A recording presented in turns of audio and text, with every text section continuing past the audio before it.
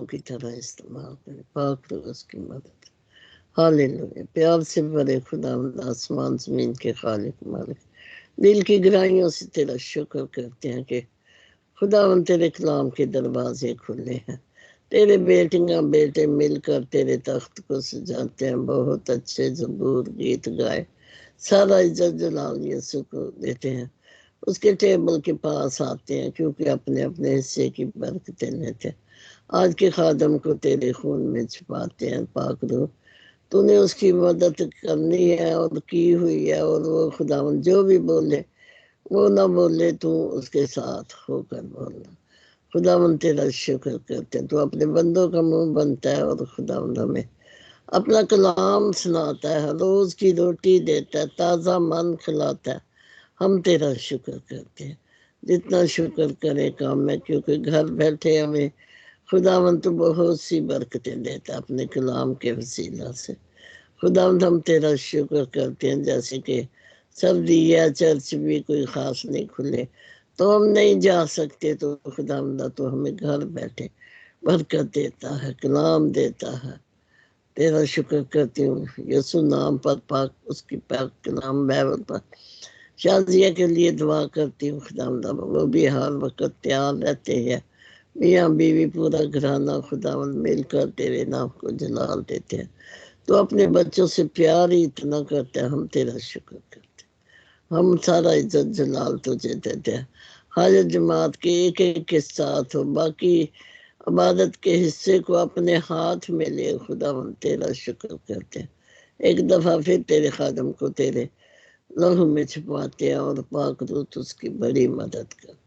हमारी भी मदद करना, हमारे सुनने में समझने में हमें अकल दिलाई देना। हम तेरा शुक्र करते हैं, सारा इज्जत जलाल तुझे देते, सारे खादमों के लिए बरकत मांगते हैं। तेरा शुक्र हो, तेरा शुक्र हो। छोटी सी दुआ को सुन, कबूल कर, मांगते पाते यीशु मसीह के नाम। आमीन। आमीन आमीन। Thank you auntie ji, God bless you. खुदा आपको बरकत दे, आपके साथ हो और आपको अपनी जलाल के लिए और ज़्यादा कसरत से इस्तेमाल करें। अभी वक्त है कि हम खामोश हों और खुदावंद हमसे हम कलाम हो अपने खादिम, अपनी बेटे के ज़रिए से, जिसको खुदा ने बनाए आलम से पहले इस वक्त के लिए मुकर्रर किया, चुना कि वो खुदावंद की खिदमत करें हमारे दरमियान में। तो खुदावंद का शुक्र, हम वेलकम करते हैं पास्टर जहाज़ेब को कि खुदावंद उनको बरकत दे और उनके साथ हो और उनको आज अपनी जलाल के लिए कसरत से इस्तेमाल करें। Welcome pastor ji and God bless you. शुक्रिया, खुदावंद आपको बरकत दे भाई जी। खुदावंद आपके घराने के साथ हो जी। आज मेरे साथ निकालिएगा जो हमने वाला मुकर्रर किया हुआ है आज का मुकद्दस मत्ती रसूल के मार्फत अंजीली बयान पहाड़ी आवाज में से छठा बाब 25, 26 और 27 तीन आयात हम देखेंगे। और मैं गुजारिश करूंगा कि जमात से कि कोई भी बहन या भाई या कोई बुजुर्ग इस तिलावत में हमारी रहनुमाई फरमाए। छठा बाब 25, 26 और 27 तीन आयात। जी, खुदावंद की शुक्रगुजारी हो। आमीन। आइए खुदावंद की हुजूरी में खुदावंद के मुंह की बातों को शेयर करते हैं। इसलिए आमीन। मैं तुमसे कहता हूं कि अपनी जान की फिक्र ना करना कि हम क्या खाएंगे या क्या पिएंगे, और ना अपने बदन की कि क्या पहनेंगे। क्या जान खुराक से और बदन पोशाक से बढ़कर नहीं? हवा के परिंदों को देखो, ना बोते हैं, ना काटते हैं, ना कोठरियों में जमा करते हैं, तो भी तुम्हारा आसमानी बाप उनको खिलाता है। क्या तुम उनसे ज्यादा कदर नहीं रखते? तुम में ऐसा कौन है जो फिक्र करके अपनी उम्र में एक घड़ी भी बढ़ा सके? आमीन। उनके पाक कलम का पढ़ा सुना जन्म सबक के लिए बाइस से बरकत हो। ये आज हवाला जो हमने लिया है पहाड़ी वाज, जो हमारे यीशु मसीह का वो वाज है, वो सरमन है जो उसने तमाम बनो इंसानों के लिए दिया। ये किसी एक मजहब का फिरके का वाज नहीं है, ये पूरी इंसानियत के लिए यकसा कानून की अहमियत रखता है। इन चंद आयात को जब हम देखते हैं तो 3 चीज़ें बड़ी ख़ास नज़र आती हैं। वो 3 चीज़ें किसी दौर में हमारे पाकिस्तानी सकाफ़त का, सियासत का नारा हुआ करती थी कि क्या खाएँगे, क्या पिएँगे, क्या कपड़े हमारे होंगे, कहाँ पर हमारे घर होंगे। जो अबव 40 इयर्स हैं हमारे भाई और बहनें, वो उन्होंने इस नारे को अपने दौर में ज़रूर सुना होगा।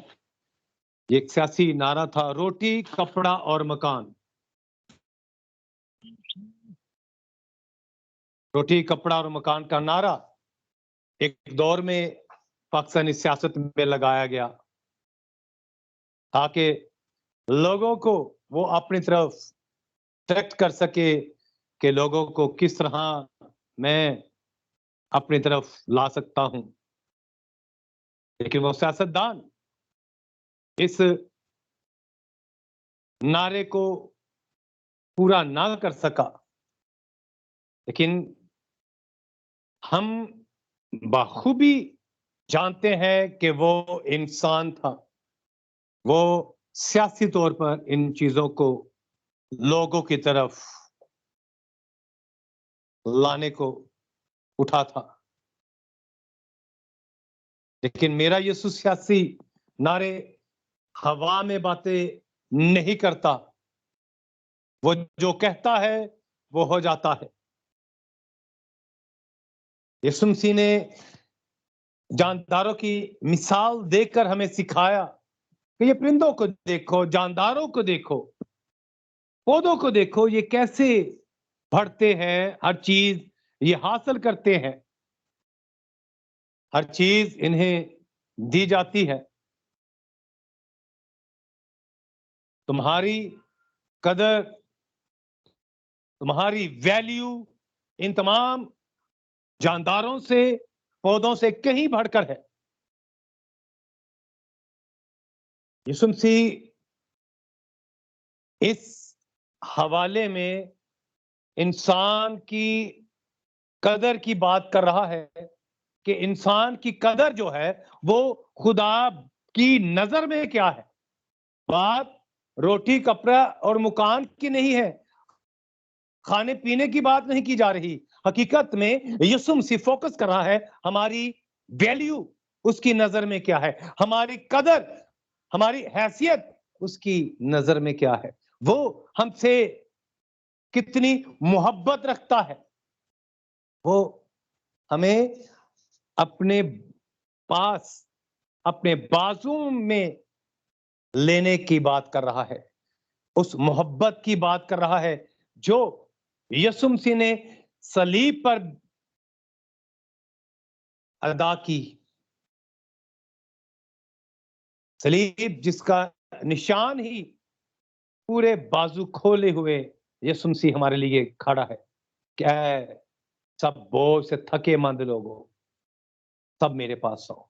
यहां पर भी यीशु मसीह अपने लोगों की कदर में इजाफा करता हुआ नजर आता है कि तुम जो मेरे लोग हो, तुम क्यों दुनिया की तरह मारे मारे फिर रहे हो, इधर उधर दुनिया की तरह तुम क्यों धक्के खा रहे हो, क्यों परेशानी में, तकलीफों में, अपनी रोजी रोटी के मसाइल में गिरे हुए हो कि हमें ये हासिल करना है, हमने वो चीज हासिल करनी है, हमने अपनी जिंदगी के गोल्स जो हैं, एम्स जो हैं, वो हमने वो नहीं रखे जो खुदा हमसे चाहता है। आज भी हमारी जिंदगी का मोटिव कपड़ा है, अच्छा ब्रांडेड कपड़े पहनना, अच्छी से अच्छी ड्रेसिंग लोगों के लिए करना,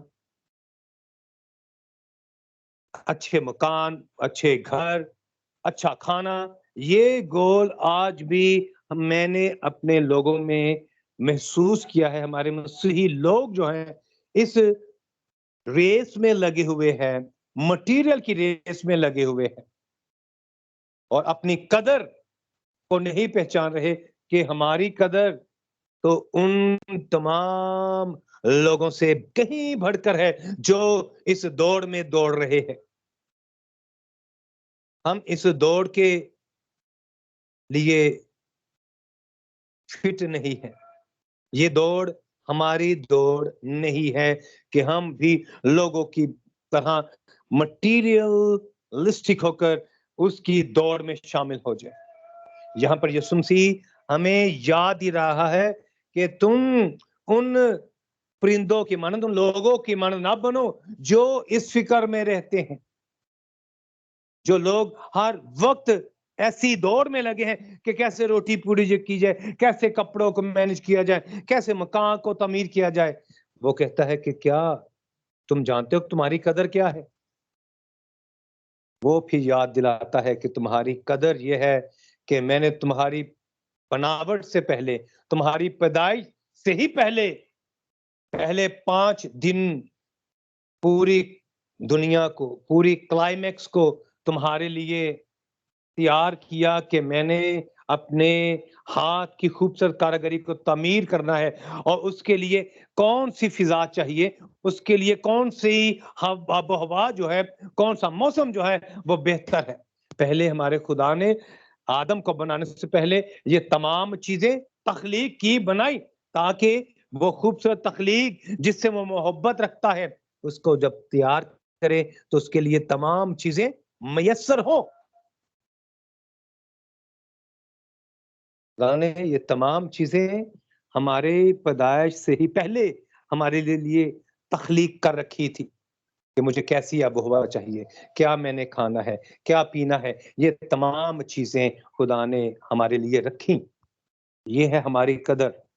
वो हमारी कदर करता है। उसकी कदर की सबसे बड़ी अलामत ये है कि जब हम गुनाहगारी थे तो उसने अपने बेटे को हमारी निजात, हमारी मखलसी के लिए इस दुनिया में भेज दिया। और वो कदर का असूल रोजमर्रा की जिंदगी में हमें वो सिखाता है। यहाँ पर रोजमर्रा की जिंदगी की बात की जा रही है, रोज कपड़े की, खाने पीने की, जिंदगी गुजारने की बात की जा रही है और साथ ही बयान किया जा रहा है कदर की जाए। खुदा हमारी कदर करता है, हमारा एहसास करता है और हमें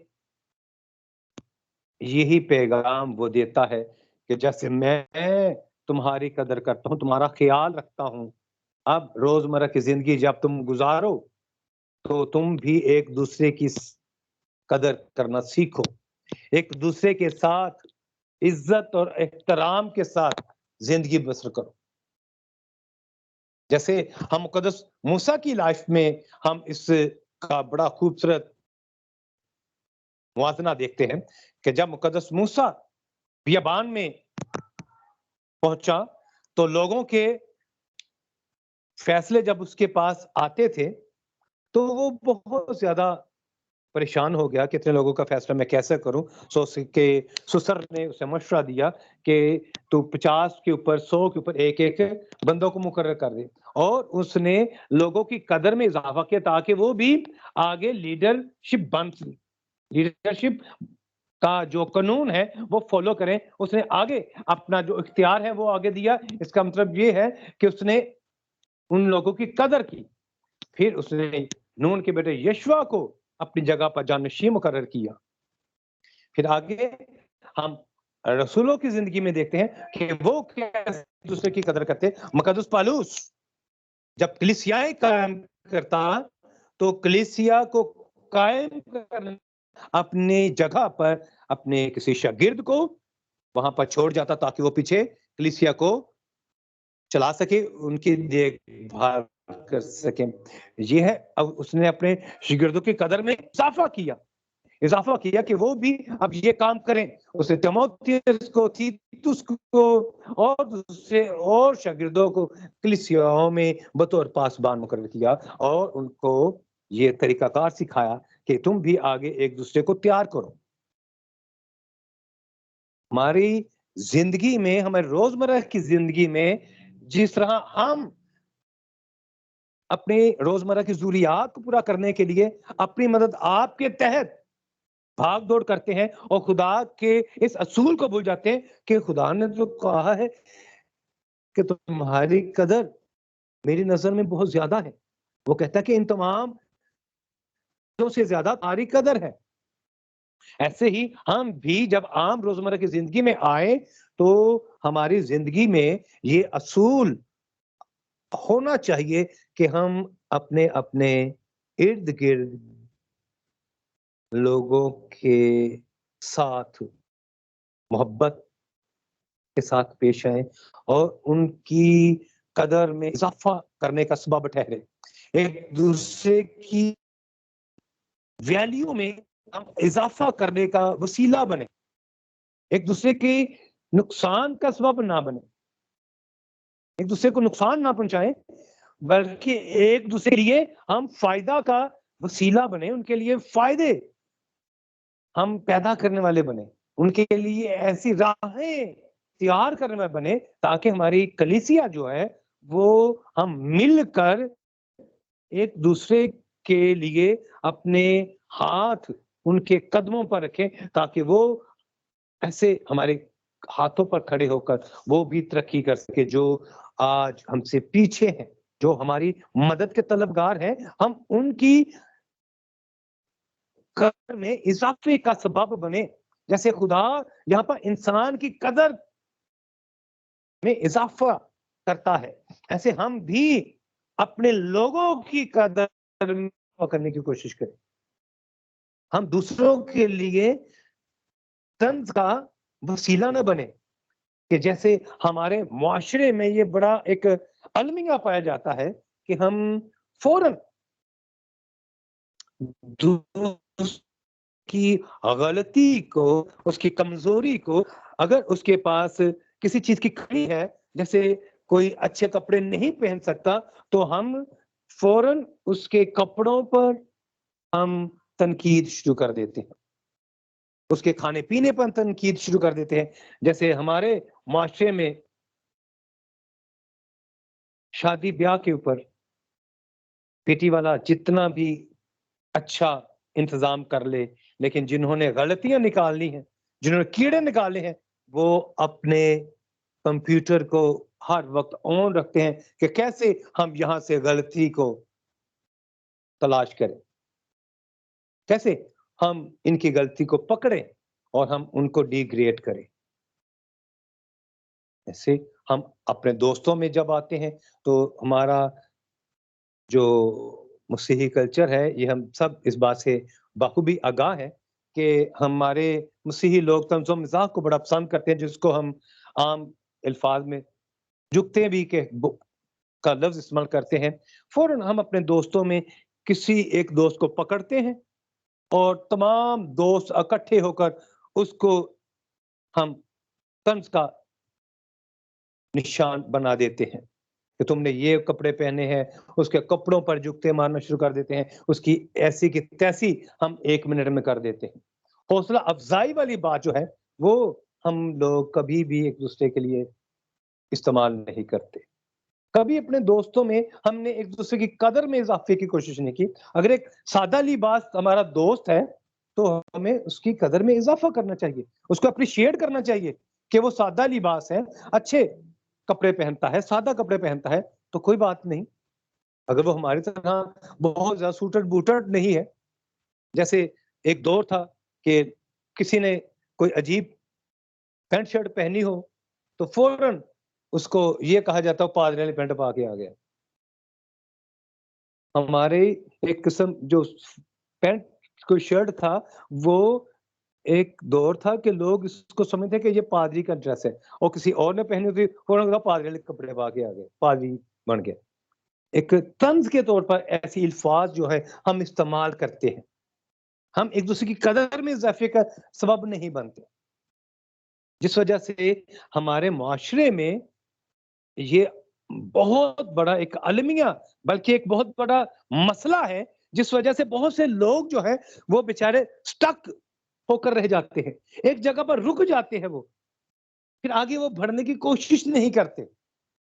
तालीमी सिलसिले में भी यही मसला है कि हम बच्चों को एप्रिशिएट नहीं करते, उनकी कदर में इज़ाफ़े का सबब नहीं बनते।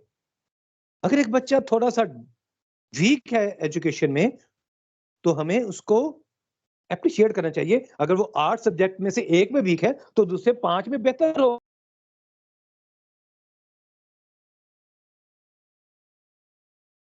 हम उसमें उसकी हौसला अफजाई कर सकते हैं, उसमें उसकी हम बेहतरी की बात कर सकते हैं।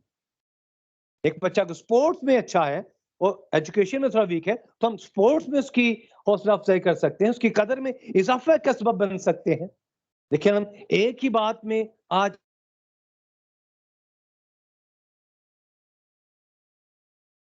हम कामयाब होंगे दुनिया में। मेरे अजीजों, ये जो चंद आयात हैं, हकीकत में ये यीशु मसीह हमें रोजमर्रा की जो जिंदगी में कदर की बात की जा रही है कि खुदा हमारी कदर करता है, वो हमें कदर देता है, वो हमारी रिस्पेक्ट करता है, हमें सराहता है। तो हमें भी अब हमारे ऊपर भी ये बात लागू होती है कि हम भी एक दूसरे की कदर में इजाफा का सबब ठहरे।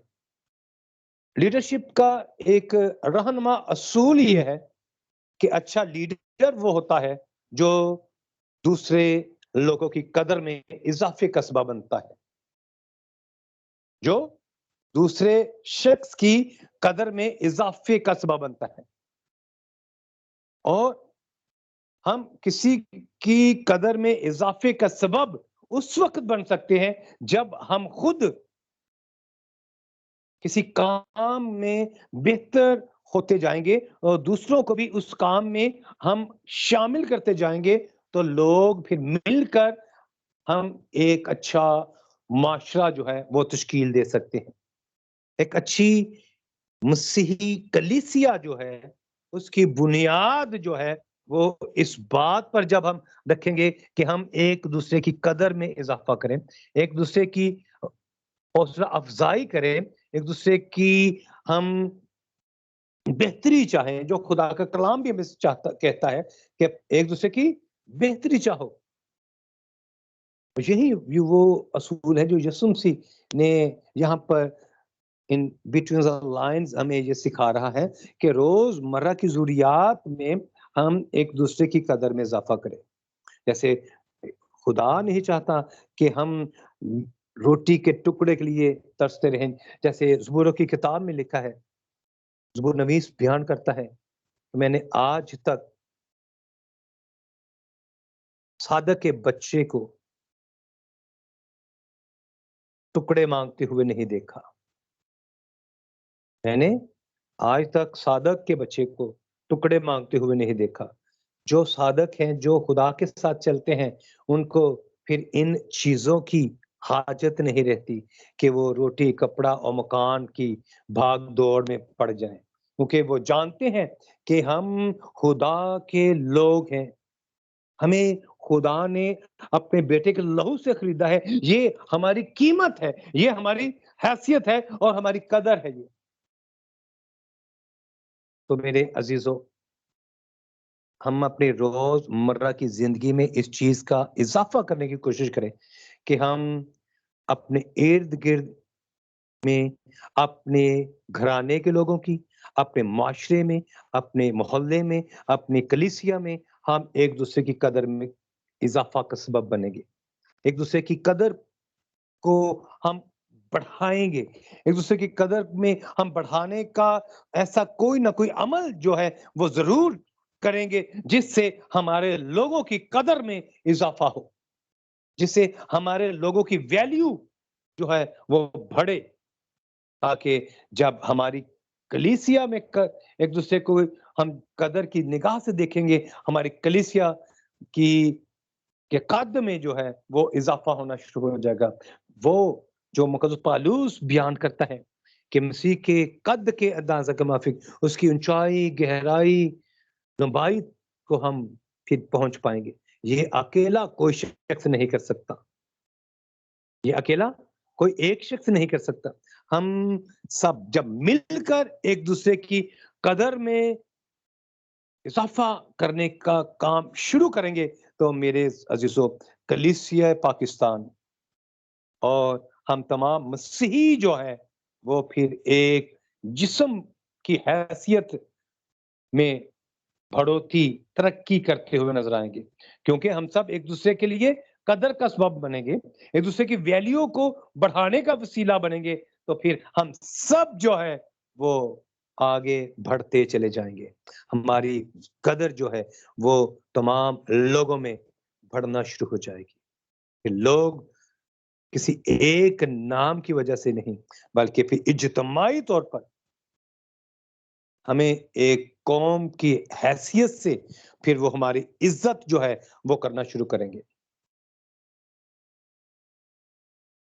अगर हम एक कौम की हैसियत से अपनी कदर में इजाफा चाहते हैं, तो मेरे अजीजों, हम सबको मिलकर एक दूसरे का हाथ पकड़कर उनकी कदर में इजाफा करना है, उनकी वैल्यूज में इजाफा करना है, ताकि हम सब एक कौम की हैसियत से एक बदन, एक खानदान के तौर पर हम इस दुनिया में जाने जाएं। खुदा इस कलाम के वसीला से हमें ऐसा करने का भारी फजल बख्शे।